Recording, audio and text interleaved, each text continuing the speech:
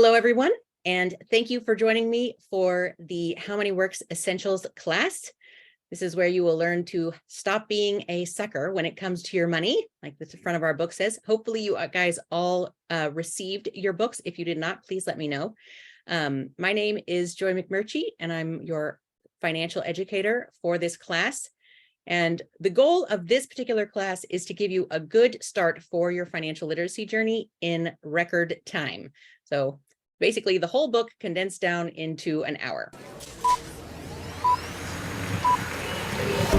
More than 5 billion people around the world continue to struggle with money and financial illiteracy. The financial industry is not set up for you to be educated and know what's going on. The less you know, the more they make. How bad is financial illiteracy?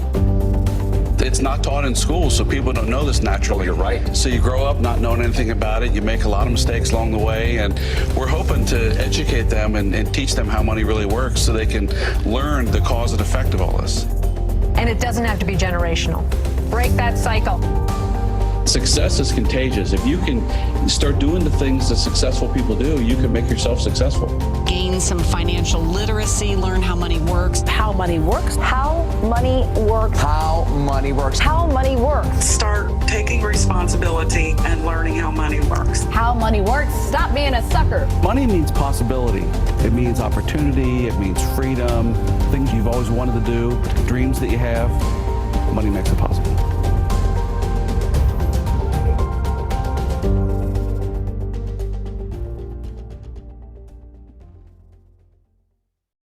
So that is a little intro to the book, and you got to see some of the authors of the book, Tom Matthews and Steve Siebold.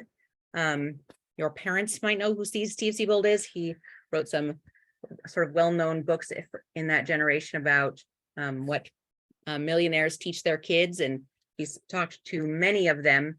And then Tom Matthews is the head of the financial firm that I'm associated with.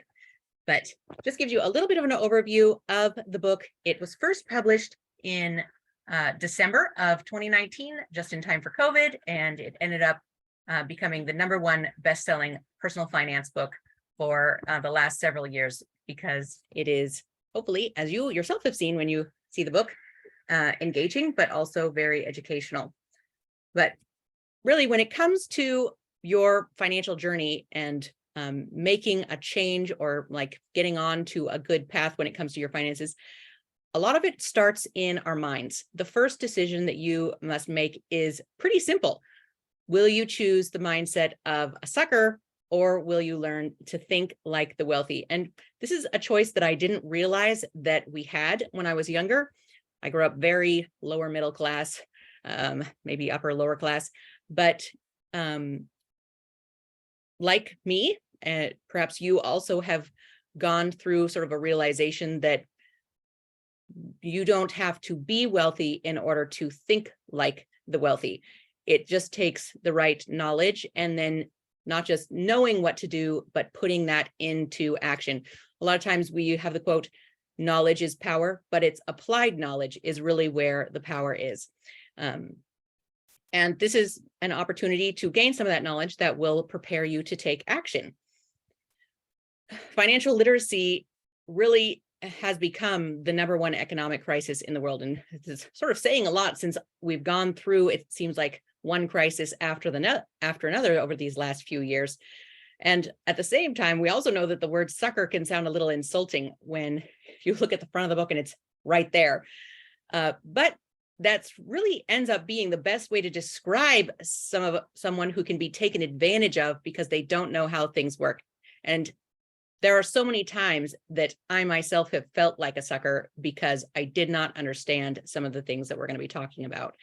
And not knowing how money works in general does suck. Not that my colleague who's got a bunch of kids, she's like, not that I would ever let my kids say this, but it can suck up your time and your freedom and your income.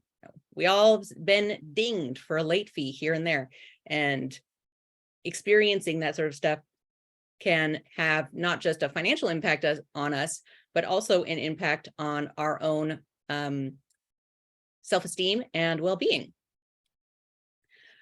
over 5 billion people in the world are actually considered financially illiterate. So it's not something that is new to anyone. And this is from a study that was done globally in countries all over the world, and only 30% of people in the world are considered financially literate. It was a simple money quiz. You can actually take the quiz on my website to reveal, and it revealed that the vast majority of people from countries all over the world were unable to correctly answer a few simple questions about money. And this class is going to cover the answers to those. So if you take the class and then go take the quiz, you should be able to answer the questions. But this is really the reason why I teach this course, and hopefully it's why you're here too. When you're looking at the way that this is impacting people on a daily basis, it puts COVID to shame. And that was so disruptive to so many of our lives. But, you know, some of these statistics we have here, can you believe that almost half of Americans don't have enough to cover a $400 emergency? I mean, they don't even have that in their savings account, or to make student loan payments. We've heard about that so much over the last few years, credit card debt, and even people not even sure if they can retire. In 2022, with the number of people on unemployment, all the stock market volatility, and so many people impacted by the disruptions over the last few years, these numbers are probably a lot worse because most of them are from 2018 or 2019. But the good news is that with knowledge and action, we can change these numbers. And that's really the driving force for me personally, because I was part of these statistics before I became a client of this company, and decided it's made such an impact on my family that I want to continue to spread this message. But how did we get here? You know, on that survey, the US actually did not do any better than any other country in the world. We were pretty universally in the same boat. But one of the factors in this is probably that only 21 out of 50 states make their students take one class in money, about money in high school before they graduate. And of those that do, they really only scratch the surface with topics like balancing a checkbook. And I mean, I don't know how many of you guys are still balancing your checkbook. I am not.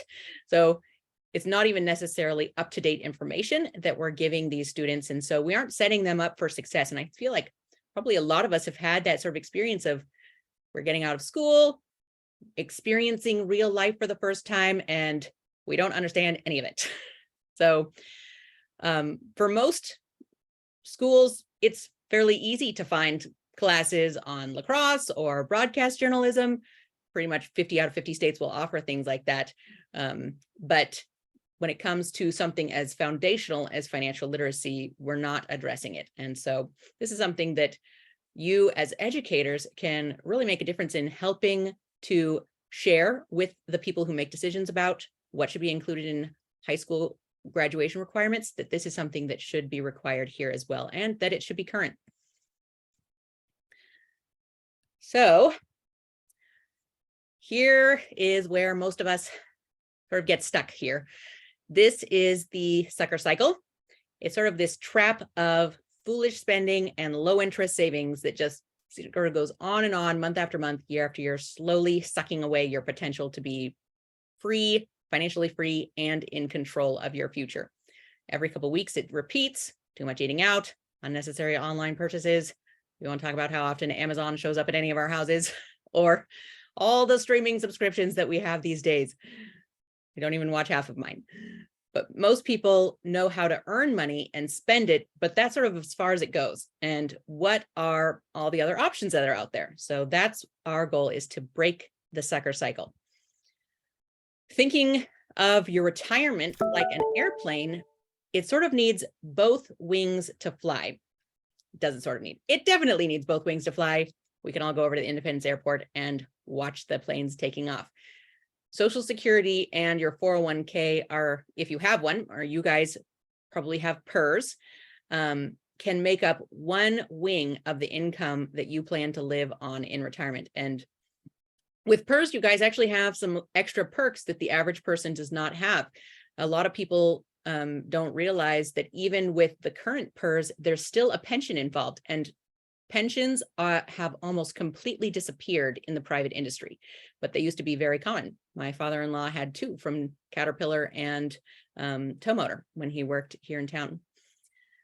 But that's an extra little thing that you guys have a boost on compared to other people. The other wing, though, it's completely up to you and me. It's our responsibility. And if you hope to live on at least 70% of your pre-retirement income, then you will need to be pretty serious about what you put away. The harsh reality is that no generation is saving enough for today's financial realities. You can see them down in the corner there.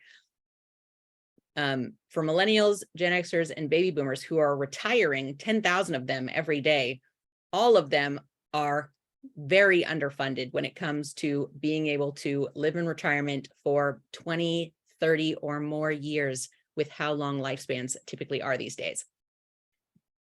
Will you have enough savings to get your retirement off the ground? This is a question that we can answer for you if you want to sit down and schedule a one-on-one. We do a personal financial overview and it's free. We just look at your numbers and say, this is how far you're going to get with what you're currently doing. Here are some ideas to think about for filling out the rest of your plan.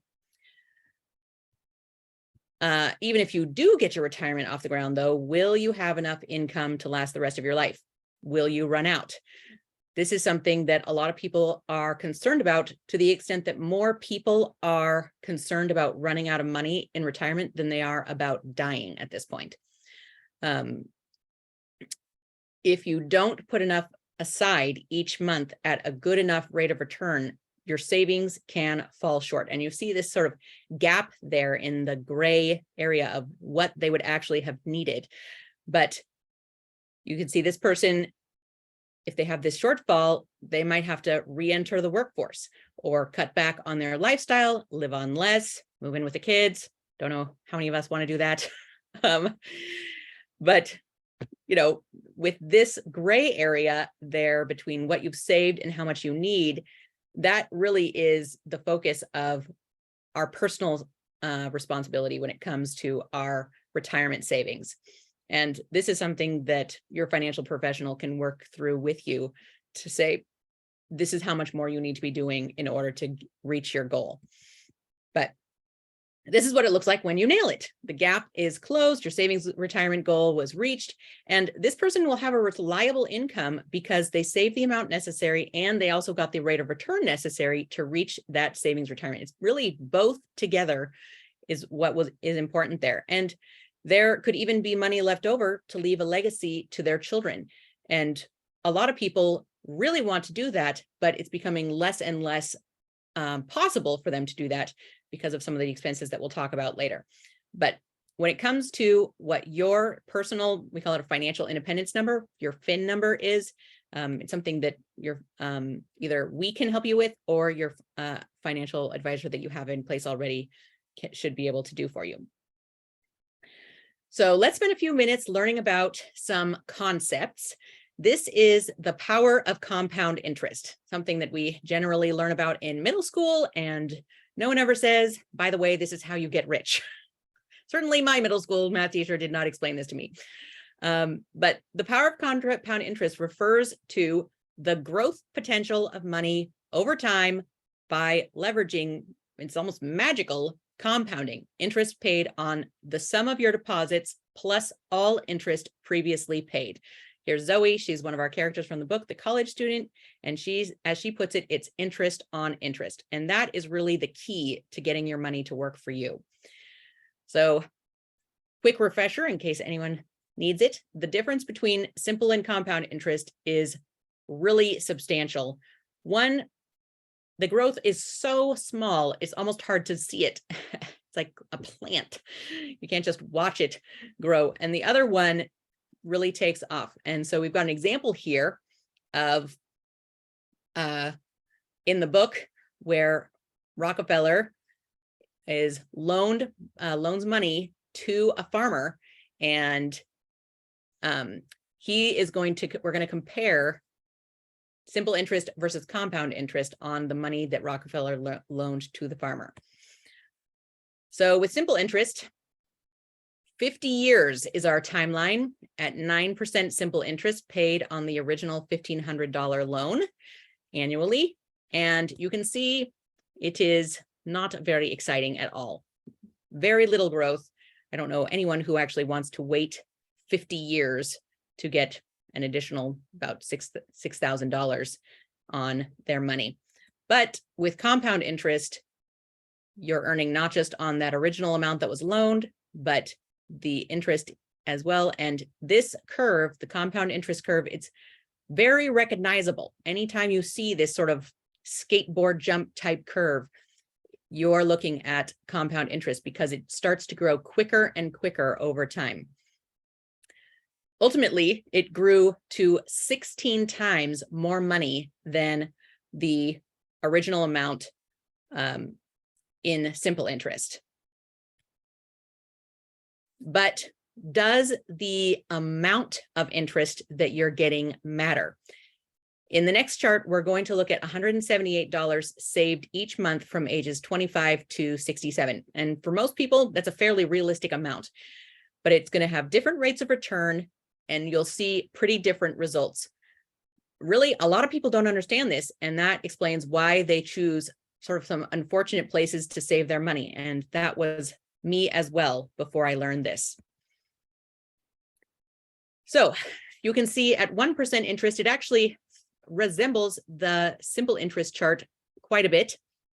But as we make it all the way up to 9% interest, the growth is more dramatic over time, and you end up getting almost 8 times the amount of money than you did at 1%. So as Einstein says, this is one of the greatest mathematical discoveries of all time, which is saying something for the guy who discovered E equals MC squared. The other thing about this chart, though, is that once you see this, it's really hard to imagine intentionally placing your money at 3% or 1% or even less. But it's happening to people every single day, and we'll look at that later on.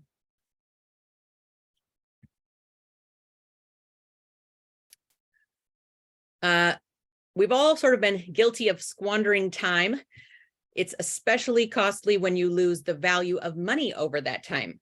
Procrastination is our absolute favorite way to self-sabotage.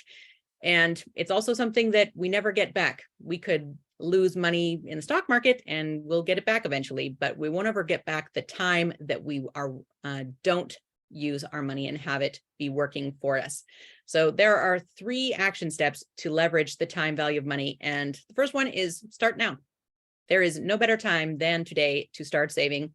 Also, saving consistently over time and being patient. And don't look too much at the stock market. Starting earlier is always a good idea. And actually one of the motivators for me personally, because I didn't actually take a financial class until I was 33 years old. So I'm even farther behind than George is on this chart in terms of getting started on saving. Sarah saves from 22 to 30. Her total amount that she puts away is $32,000 and she ends up with 1.4 million. That's awesome. George doesn't get started until he's 30 and he saves the entire time until he retires. He ends up putting in so much more time, so much more money than Sarah does, but he never catches up. And it's because he basically chopped off that last exciting little rise on the compound interest chart. Every year you delay, you just chop another year off of the end of the fun part of the compound interest chart. And here's a picture sort of what the numbers that breaks it down by age. So for each million that you want at retirement, and really at this point, most people think if I have $1 million, I'll be good to go for retirement. And that's not the case, but it's a nice round number. But you can see the monthly amount that you need to save in order to hit that $1 million by the time you're 67. At 30, we're talking about $282 per month. 20, just over 100. How many of us wish that we got this started when we were 18 or 20? If you're waiting until age 40, you're going to need over $700 a month. And at some point, you will just not be able to make that. It becomes unrealistic to think of putting away almost $4,000 a month when you hit 55. So at that point, people are sort of have two choices. Are they going to shrink their dreams, or are they going to find a way to earn more money to make up for that lost time? This was a chart that really was sobering to me in thinking about the time I lost by waiting until I was 33 to learn this stuff. Talking though about legacy, from when we were talking about having money left over at retirement, at this point, only 20% of children will receive an inheritance. It's probably lower now too, that so many people have faced the challenges of 2020 and the last couple of years with record inflation. If you want to give your children $1 million at their retirement, what is more realistic? You give them $1 million in cash when they're adults and you've saved enough, or you develop a plan to save a fraction of that amount for each child when they're young. And, you know, the first one, it's basically saving $1 million beyond what you're going to need for your retirement and care needs later on. But this is why it is harder and harder for people to leave an inheritance. Retirement age parents and seniors are living longer than they've ever lived. My grandma's best friend is 102. It's ridiculous to live 40 years after she retired. And the cost of care, both for medical bills and long-term care, is ridiculous. It is so expensive that most people have not got enough saved up to meet their own needs, much less leave a large nest egg for the next generation. So, could you use the money principles that we've learned already to save $1 million for a child or grandchild? It's actually way easier than you think. If you put away $13,000 within the first, it usually works pretty well up until the time the child is 5, and leave it there until they are retired and get, I mean, this assumes a 6.5 average, which is pretty reasonable, then it will hit $1 million by the time they hit retirement. So you're not talking about retirement when the parent or grandparent passes away. We're talking about, we're not talking about inheritance when the parent or grandparent passes away. We're talking about inheritance happening when the next generation retires. If we wait until that child is 18, though, we lose that exciting part of the compound interest chart where you get that really rapid growth at the end. So you aren't going to get as far, only a third of the way, if you wait 18 years. This only works because you've got their entire life.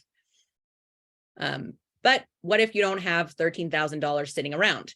Hector still wants his son to retire with $1 million, but he and his relatives can work together to save $2,500 now, and then they put away $250 a month for 4 years. Yet again, he'll hit $1 million by the time his son hits age 67.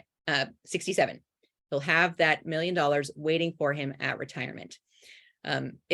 And with this system also, if he waits until 18, it's the same story as with Dana.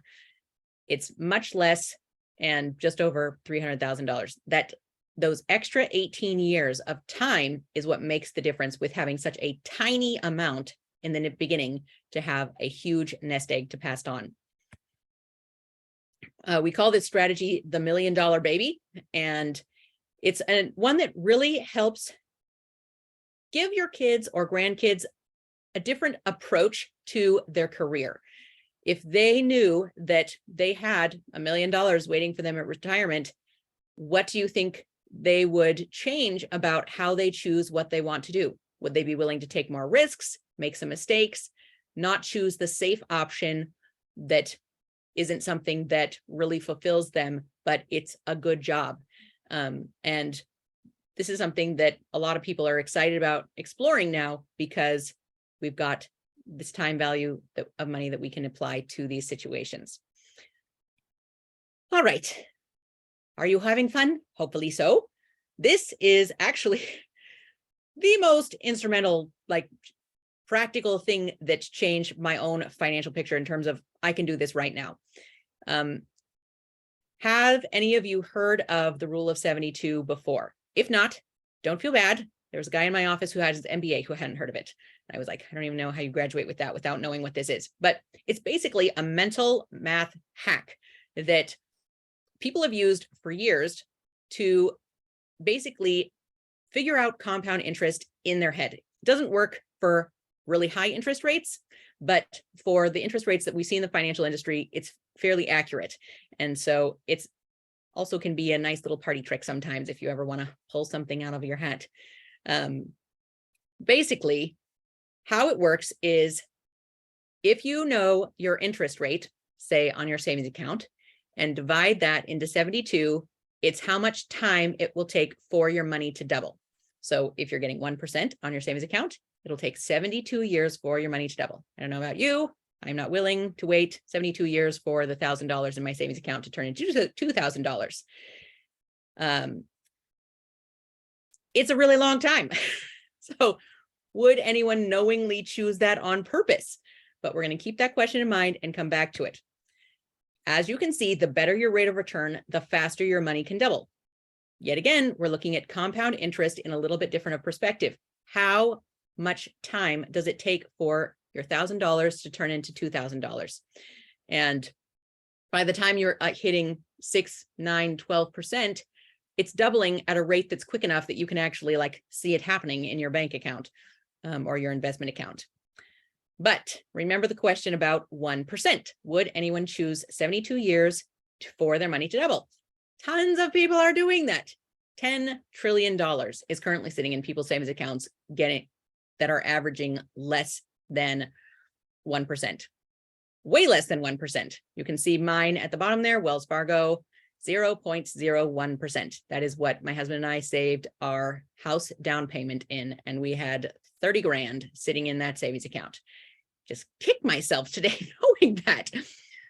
But, you know, when CNBC did a review of our book fairly soon after it came out, they were actually the ones who did this research and gave it to us.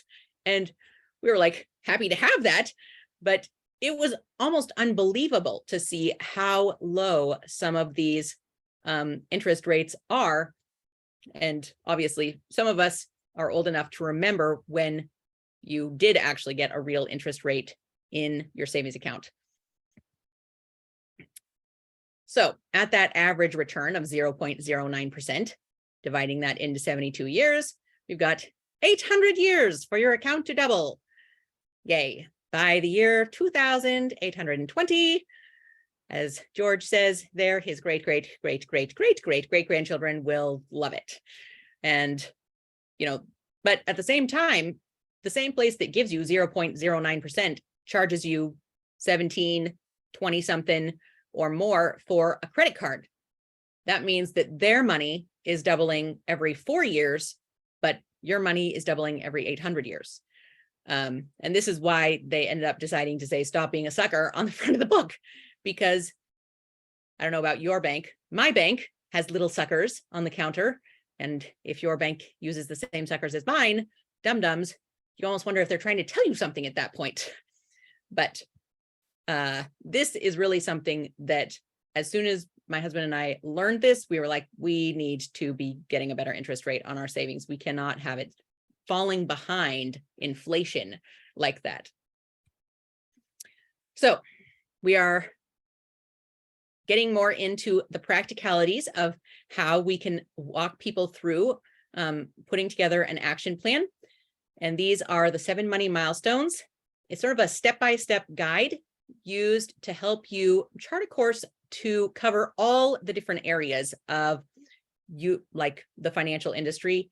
And the great news is that no one is sort of too far ahead or too far behind to benefit from these milestones. Some of them you might feel, I'm pretty good on this one, and others you might feel like, I don't even know where to start. So each one, though, hopefully will give you some things to think about and maybe some questions for the next time you meet with your financial advisor.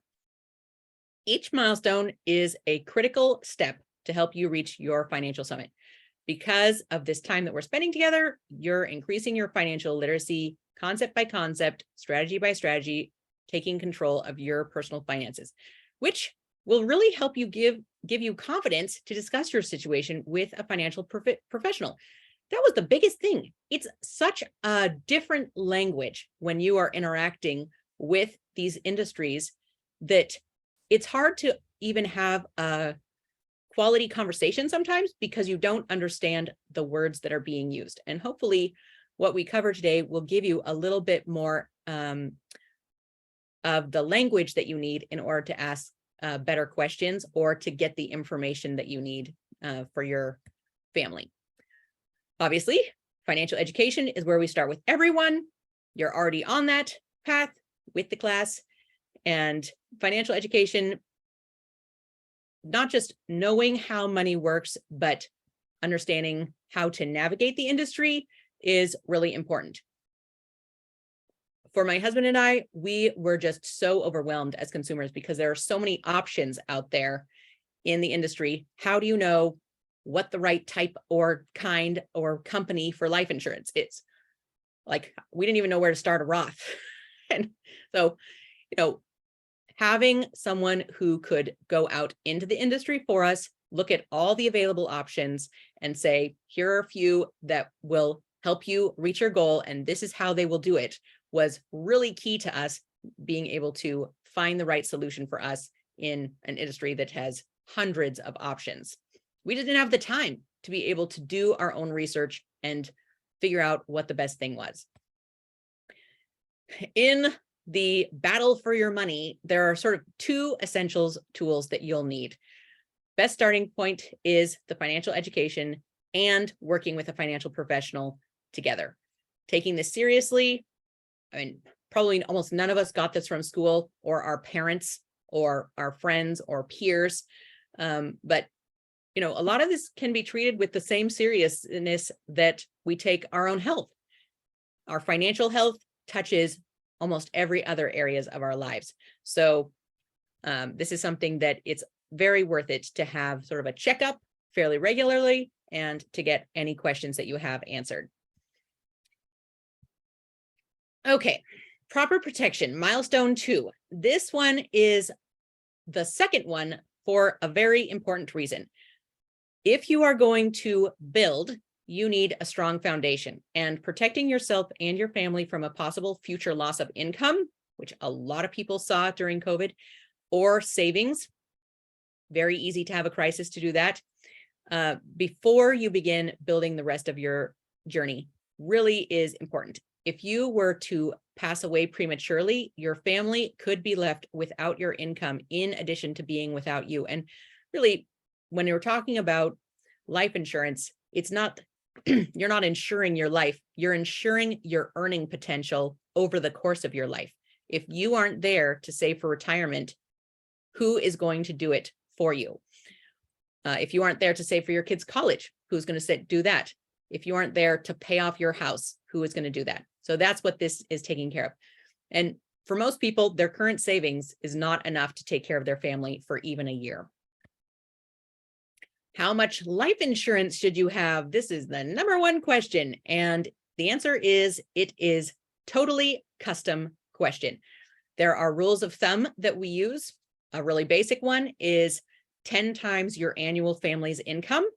And so if you're earning $50,000 a year, you should have $500,000, just at an absolutely basic rate.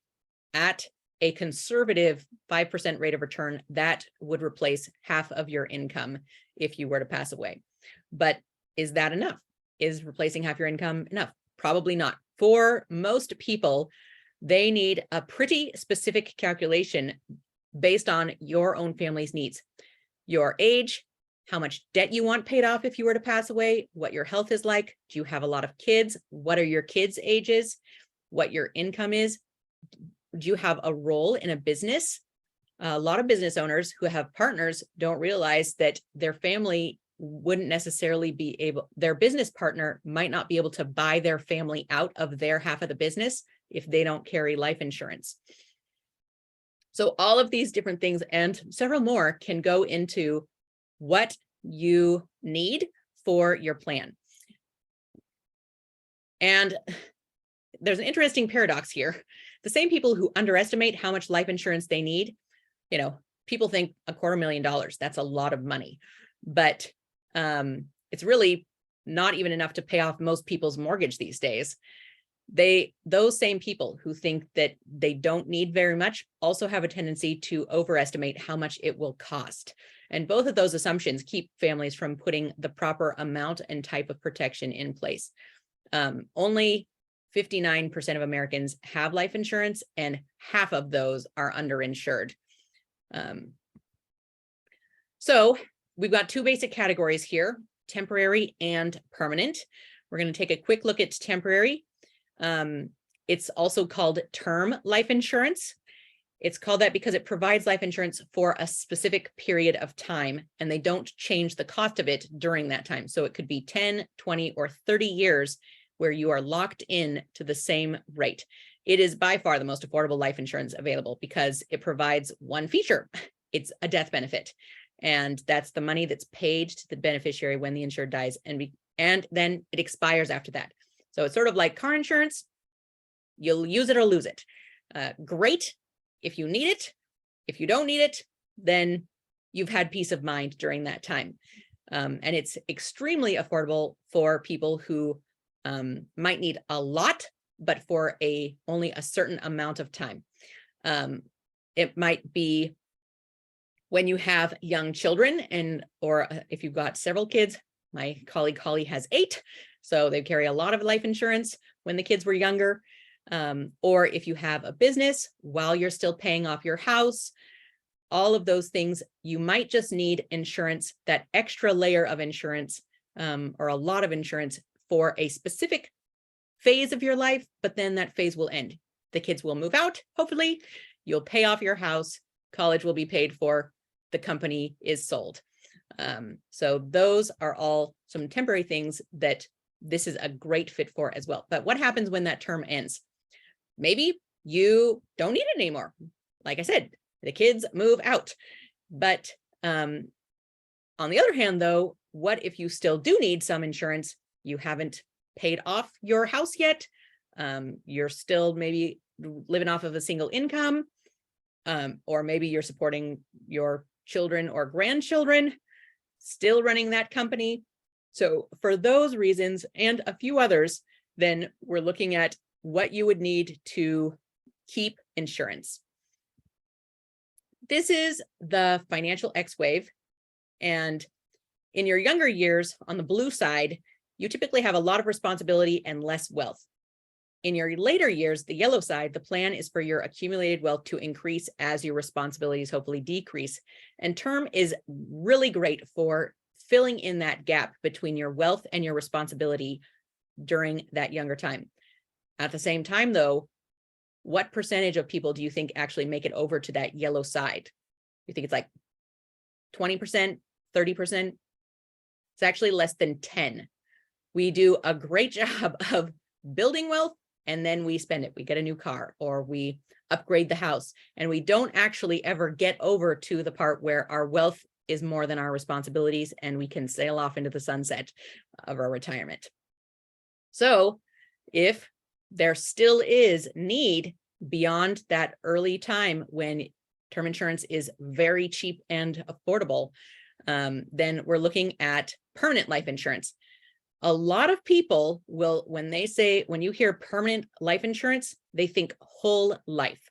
That is what there was for a long time, but there are, and it's almost become synonymous in a lot of people's minds that whole life and permanent life insurance are the same thing. But there are actually many different types of permanent insurance available these days. And so that's not just that one kind of insurance available. Something I like to point out because most times people think just of that one type. But like term, it provides a death benefit to protect your family financially, but it is designed to be kept and protect you for your entire life. So it is a lifelong strategy that can protect your family, secure your wealth, and also provide for your family after you've gone, especially with some of these benefits that you can see along the way in the latter half. If you have a long-term care situation, there's an option to add that into these types of policies, or supplemental tax-free income in retirement. And then also, this is one of the only ways that you can pass on a tax-free death benefit to your heirs. These three important benefits are obviously the permanent protection. No matter what happens to your health, you will have this protection. Two, a lot of these permanent policies, like I said, you can add a long-term care rider. And three is the cash value, which gives you a lot of flexibilities with the premiums. You might even have a period of your life where you need to stop paying the premiums if you are unemployed or if you're going through a family crisis, and the policy will still be protecting your family because of that cash value that's accumulated in the policy. One of the guys in my office actually lived out of one of these for 2 years when he lost his job in 2008, and it paid for his family's bills that whole time because his wife was at home with really young kids. So it was amazing to see how that helped their family during that time. But he actually did not pay the premiums, start paying premiums again until 8 years later when he was financially stable enough to be able to start putting money back into this thing. This cash value component is really one of the key factors to permanent life insurance. This portion of your monthly premium is actually set aside in an account that grows over the life of your policy. So you can get a rate of return inside of these. The money in that account can be used to fund all sorts of future purchases. You could have a car fund in there, or take your family on a vacation, pay for your daughter's wedding, pay for your kids' college. And it's a little bit more flexible of an option than a straight 529 college fund, because what if your kid doesn't want to go to college but wants to start their own business? You have the opportunity to fund that regardless of where their own life path takes them. The other thing about these is that there's no market risk, and you get tax-free growth, tax-free income, and a tax-free legacy. And it is also creditor proof. So creditors can't come after it, and it does not show up on your FAFSA report when you are looking at college aid for your kids. So there's a lot of different factors in this that can really be key to helping people have accessible money that's growing, but not have to worry about losses in the market. Long-term care insurance, so important with how things are going in the medical industry these days. It helps cover out-of-pocket expenses, and the great thing about these is that they can be used both in like a nursing home facility or in home care. Almost all of the long-term care policies that I've seen recently give you both options, and they can even help you with assisted living or different options like adult daycare. You never know if or when you might need it. My father-in-law had a stroke 2 years ago. They did not have anything in the plan for this, and he ended up at DRV, and it was $12,000 a month for his care. Not something that my family could afford, and so he ended up going on Medicaid. His care over the cost of the 18 months that he was there was over $200,000. And the average family just does not have $200,000 hanging around to be able to pay for that. But long-term care is not just for old people. It is also something that can affect people who are younger.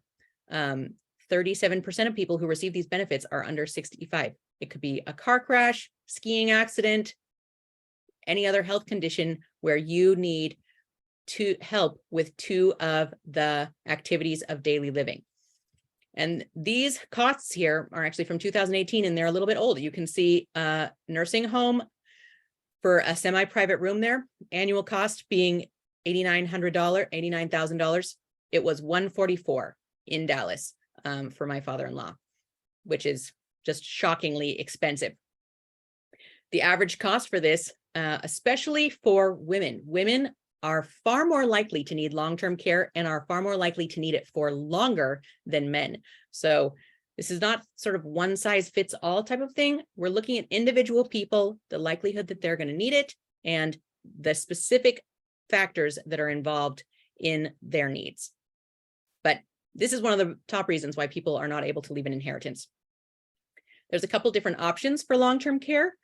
The first is a traditional standalone policy. Just like car insurance, you use it or you have peace of mind.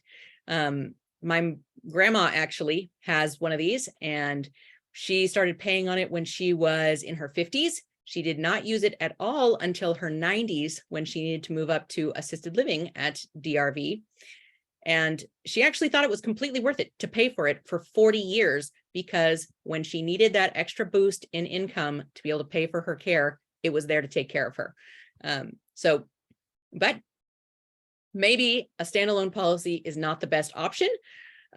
So we've got a lot of blended or hybrid policies where you can add a rider to a permanent life insurance policy or even some retirement products to pay for long-term care if a long-term care situation comes up. If you end up needing it, great, it's there for you. If you don't end up needing it, it's just an extra death benefit for your heirs. Long-term care riders, though, aren't the only riders available. There are other living benefits like critical illness, chronic illness, and then terminal illness that can help you out. They're usually for very specific conditions, and they will unlock a percentage or a portion of your death benefit that you can use before you pass away. And there are actually term policies that now include these, so you can get this kind of coverage even without a permanent policy. It's usually very inexpensive to add it, sometimes only an extra $5 a month. Okay, emergency fund. Once you have protection taken care of, it's time to start tackling some growing opportunities here. Creating an emergency fund, we've all heard the rule of 3 to 6 months of your annual income. And at the same time, though, this does not mean parking 3 to 6 months of your income in your savings account. There are lots of other options for what you can do with that so that you are keeping up with inflation for those savings. And it could be something for a medical bill, repairing the fridge, car problems, and unemployment, which a lot of us dealt with. But here's some basic numbers with the 3 to 6 months. Like I said, do not park this in your savings account. There are so many better options out there. If you want to know about some, I mean, we even have a savings account that's doing 4% right now, but you're not going to find it at Chase or Wells Fargo or any of those. There are only 2 rules that you need to remember for an emergency fund. Rule number 1, it is only for unexpected emergencies. Christmas is not an unexpected emergency. It comes every single year. We can plan for it. We should be doing that. It doesn't need to go on the credit card. Rule number 2, if you have an emergency, use the money. This was a hard one for my husband to get. He hated spending our savings. And I'm like, that is what it's there for. It has emergency fund labeled on it. So it's there to protect you from going into debt when the unexpected happens. Murphy does not have to derail your plan. Debt management is another big one for people. This is something, if any of you have taken any of Dave Ramsey's stuff, we're a little bit different on a few things. And this is something that we're a little bit different on. We don't believe in like lentils until you are out of debt. You have to live your life. But working with a financial professional to figure out your a debt reduction plan, a lot of times actually starts with changing our spending habits. If we can get you out of debt, but you don't change the behaviors that got you into debt in the first place, you're just going to end right back up in debt again. So there's a lot of different elements that can go into this. And a lot of things that people don't think about too is how emotional money can be.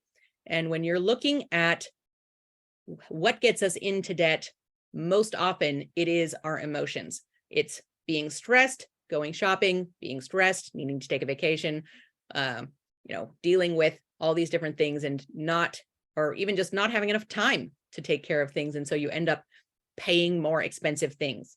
But 5 tips: know what you owe. Do not make late payments. Everything is on auto pay for us because otherwise I would never remember. Targeting one debt at a time can have a huge impact rather than the sprinkler method where you're doing a little bit on each one. That's also called a debt snowball or a debt roll up, and we can put one together for those. if this is something, if the charging is what is getting to you, sometimes you do have to take an extreme measure and just cut up the card. But if you are able to pay off your credit card every single month, then credit cards are not evil. It's a tool, and how you use it determines whether or not it's a good tool for you to use. So if you're able to do that, great, get the points, get the miles, take your family on vacation. But it's really more of understanding your own personal inclinations and abilities when it comes to managing these types of behaviors. And then sometimes refinancing your mortgage can be a good option.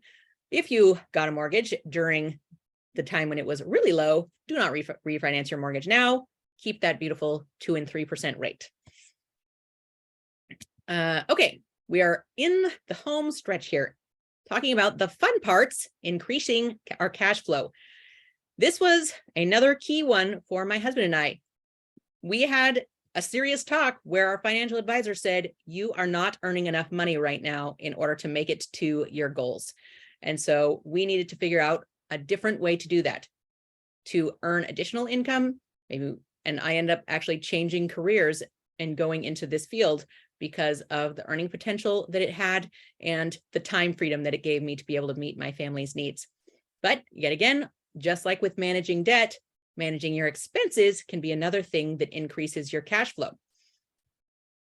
So increasing cash flow quickly, create and sticking to a budget. If budget is a 4-letter word in your book, call it a spending plan.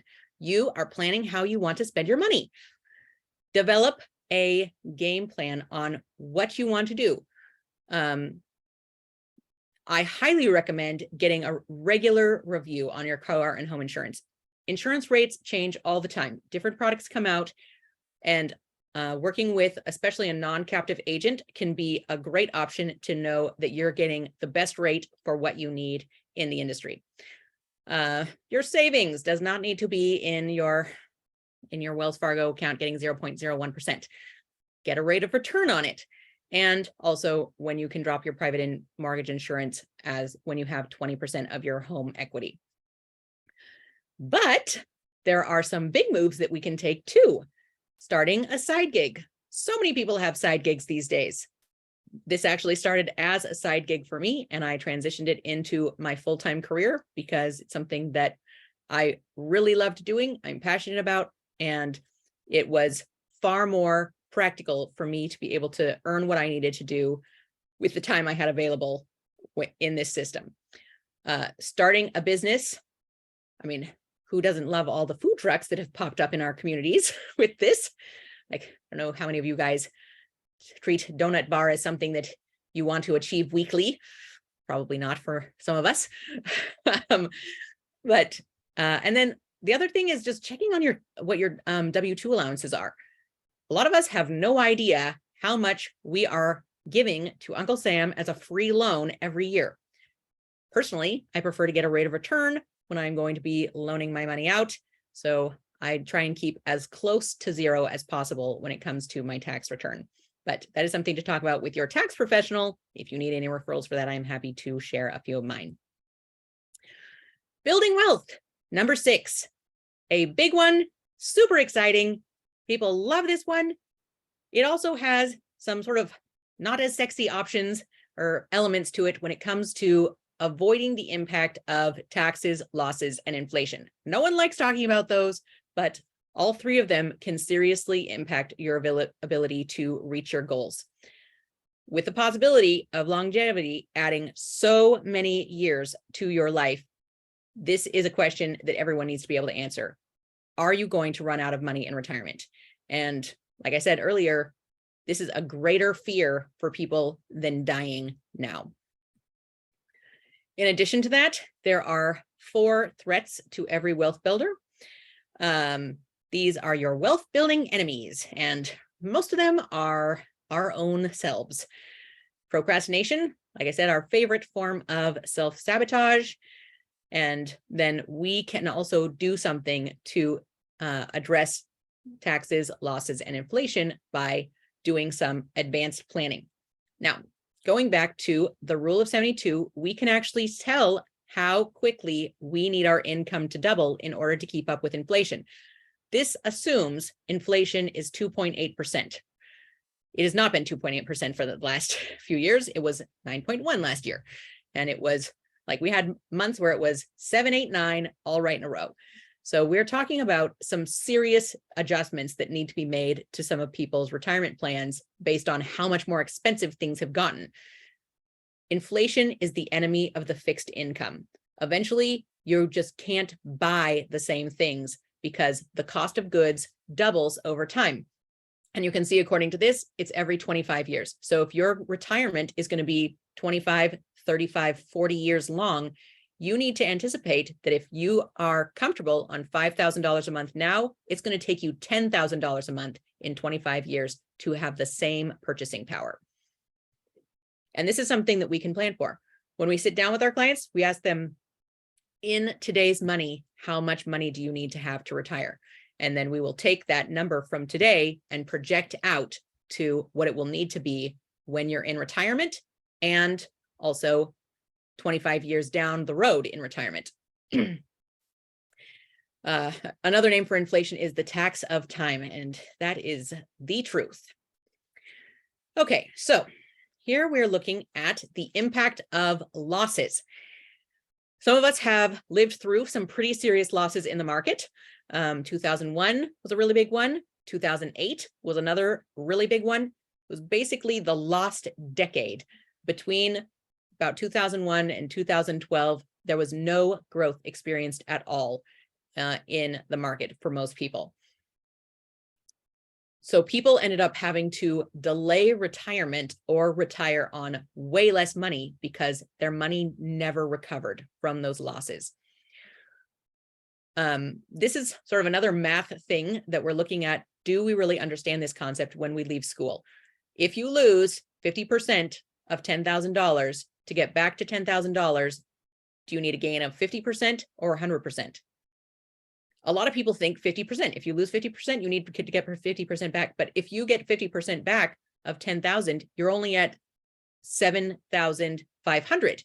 You need 100% gain to get back that original $10,000. And it takes a long time for the market to do 100% gain. So the more you can reduce the losses that your portfolio is experiencing, the easier it will be to get to your goals and to reduce the risk that you will have to delay or change your retirement goals.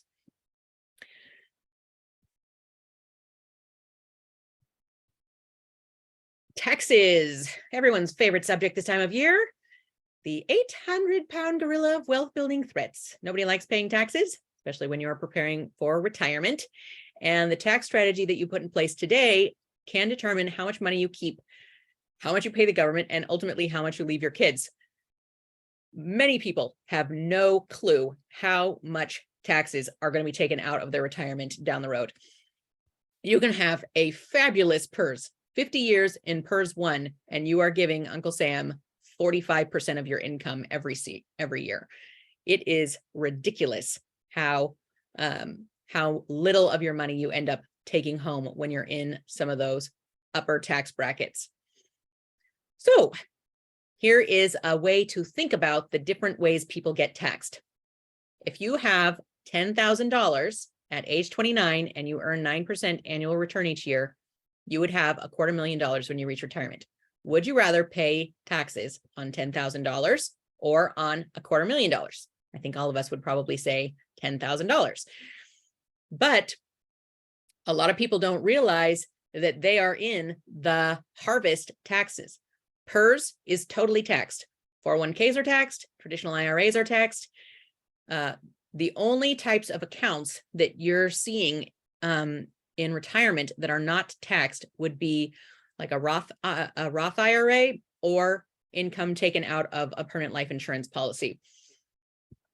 So most people are sitting in these types of the red and yellow type of tax now. Those are like your savings account or an investment account that's got stocks in it. You're paying taxes on the growth every single year.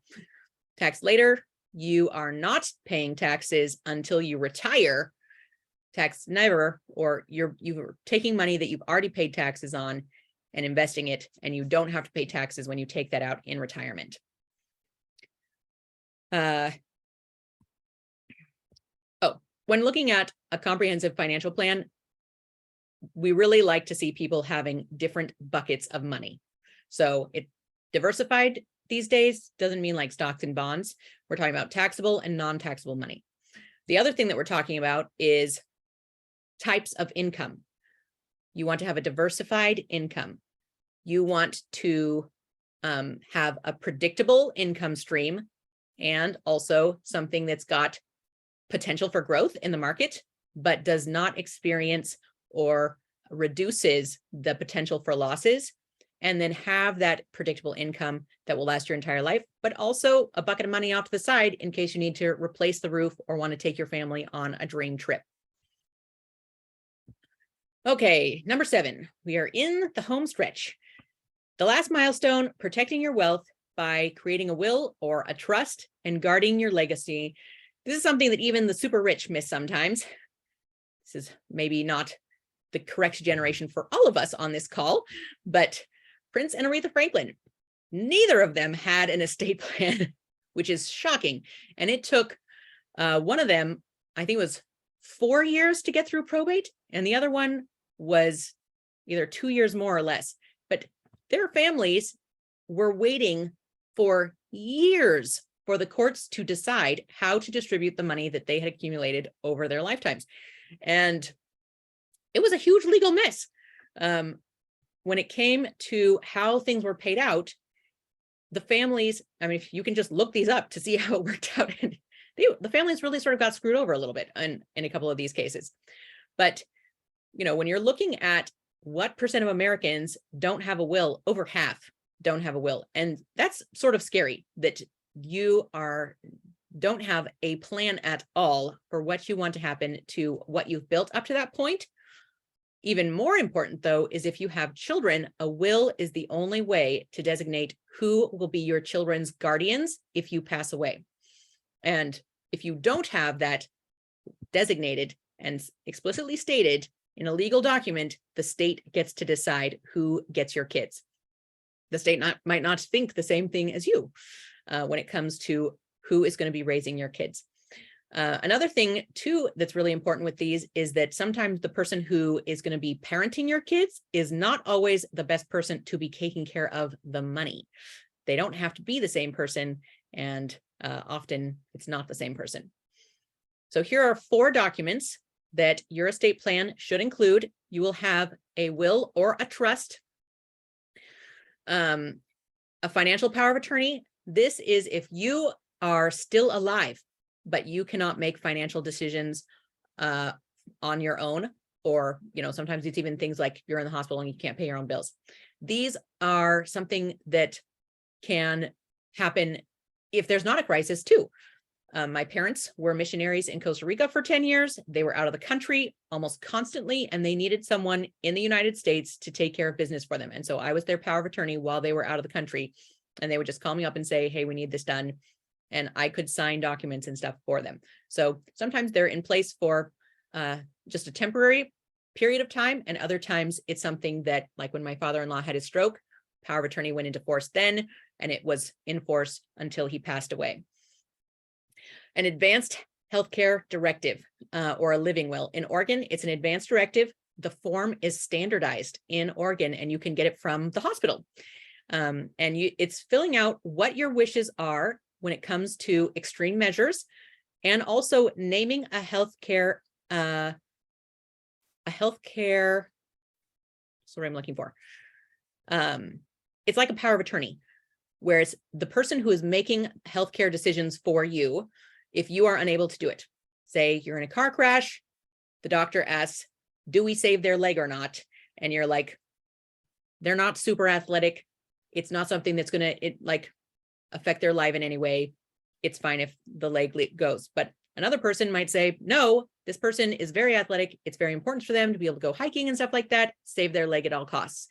So the person who you choose to make those decisions for you, and you should probably have 2 or 3 in case the first person is not available for some reason, is going to be someone you want to talk about what your wishes are ahead of time. And then this last form, the HIPAA release form, it allows your healthcare agent to access your medical records and insurance information. So it basically allows these different insurance or medical professionals to talk to you about either your case or your loved one's case. Having an estate plan in place can help you avoid the government making decisions about who gets your property and who takes care of your children. As I mentioned, the process of the court administering an estate is called probate. Nobody wants to go through that if they don't have to. A lot of people decide they want to do a will because it's less expensive up front, but it can be more expensive when you're going through probate. And it can also be a lot longer of time. I had a family friend, they had a will, everything was in order, but the courts were so backed up, it took them 2 years to get through the probate process. And it cost them over $10,000 with the court and lawyer fees. On the other hand, and if you die without a will, you are definitely going through probate because the court is going to determine what you own and who is going to get what you own. And then, like I said, also who gets guardianship of your kids. So you might want to consider a trust. If you own property of any kind, a house, land, investment property, or you have kids or both, I recommend a trust. It gives you a lot more control. There are no delays. If you pass away, the next trustee in line is the manager of the trust. They get instant access to your property, your accounts, and also it protects your children as well. Children cannot inherit until they're 18. So if you have life insurance and minor children, who is going to receive that life insurance money? It will either go to the court and it will be put into a trust for your child, or you could have your life insurance set up to go into your trust, and then whoever is the person who you designate to make financial decisions for your children will be able to minister that. Never, ever make the person who you want to take care of your kids, like if your kids are going to your sister, don't make your sister the beneficiary of your life insurance. She is not required to use that money to take care of your kids if she is the beneficiary. There's lots of different kinds of trusts. Special needs children, for instance, and other beneficiaries of government benefits often need trusts because they aren't allowed to inherit without losing their benefits. But if they have a trust set up that can receive that inheritance and still be used to help them, but the money is not in their name specifically, so their benefits are kept in place. They also provide privacy since it's not filed with the court and it never becomes public record. And if you have property in multiple states, you will also want to look into this. And also, if your estate is likely to be over $1 million, which is not hard these days. A house and a couple of retirement accounts will get you over $1 million. And that is the cap for estate taxes in Oregon. A trust can help you manage how much estate taxes are going to be paid. If you think estate planning is too expensive or time consuming, I cannot overstate how much some advanced planning, pardon me, how much advanced planning will save your family so much time, money, and heartache down the road. This is something that I experienced with my own family when my father-in-law had his stroke, and sorry, I've got a frog in my throat.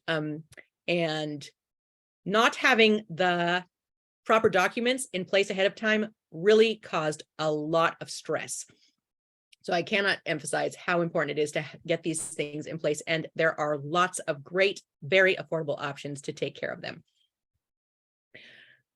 In the back of the book, which you hopefully received, there is a money discovery sheet. And this can sort of act like a GPS for you if you want to get started on having some of these conversations with a financial professional, or sit down with someone like me or someone else on my team.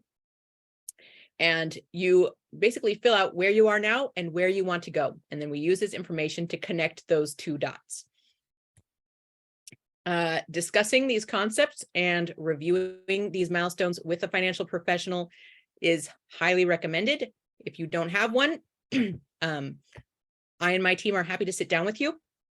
I'll include some information on booking an appointment when I send out the email after this. And then if you have not already had a chance to read the How Money Works book, I highly recommend it. It's fun and engaging. You can choose which character you feel is most like you. Also, it'll help you have better conversations with your financial professional when you understand this stuff a little bit better. And that is the end of our class for today. I will stop the recording here.